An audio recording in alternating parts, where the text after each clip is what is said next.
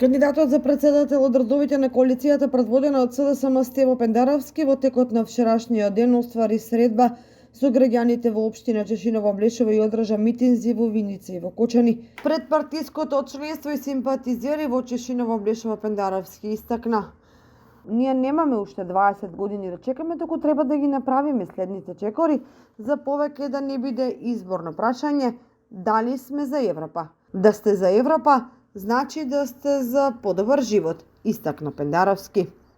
На митингот во Виница Стево Пендаровски наброи што се направила неговата партија во изминатите години, нагласувајќи дека се донесени тешки одлуки.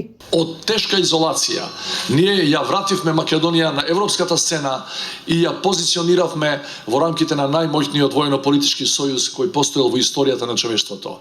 Денеска малата Македонија со само 1,8 милиони луѓе е на иста маса и рамноправно дискутира за сите светски проблеми со оние кои ја креираат меѓународната политика, со клучните фактори во меѓународните односи, со една Америка, со една Германија, со една Франција, со Велика Британија. Во Кочани Пендаровски, критикувајќи го режимот од претходната власт, но и аномалиите во општеството, како што се корупцијата, криминалот, истакна дека е потребен целосен ветинг прво на политичарите, а секако и на судиите и обвинителите.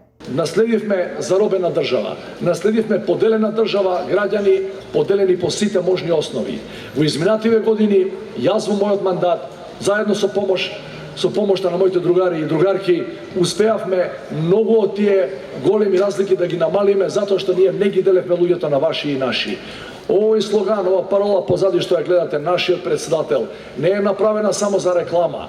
Јас навистина мислам дека сите вие сте мои и јас сум ваш председател. На меѓународен план Македонија беше комплетно изолирана држава. Нашите две стратешки цели, кои од 91-та ги декларираат сите политички гарнитури, членство во НАТО и членство во Европската Унија, беа комплетно заборавени од режимот.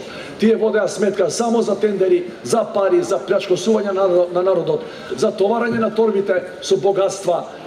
Не се грижа воопшто за двете клучни работи заради кои младите ни бегаат надвор. Ако не ја донесеме овдека Европа, ако не го донесеме овдека развиениот свет, ако не го кренеме стандардот на живење за 2 пати, за 3 пати од досегашниот, младите немаат причина да остануваат тука и да им поминува животот во безделничење и да живеат до касни години со своите родители. Пред 4 години станавме членка на НАТО алијансата. Може некој ќе рече, а што ни врши работа таа организација? Гледайте, секоја држава декларира независност, меѓутоа не секоја држава е стварно независна. Ние деклариравме независност 91-та на 8 септември, али дури со влезот во овој клуб на најмоќните економии, држави, демократии во светот, ние сега имаме и гаранција дека Македонија ќе ја биде во овие граници и никој не смее да ја чепка. По краткиот говор Пендаровски разви дискусија со присутните, одговарајќи на прашања поврзани со актуелните состојби во државата.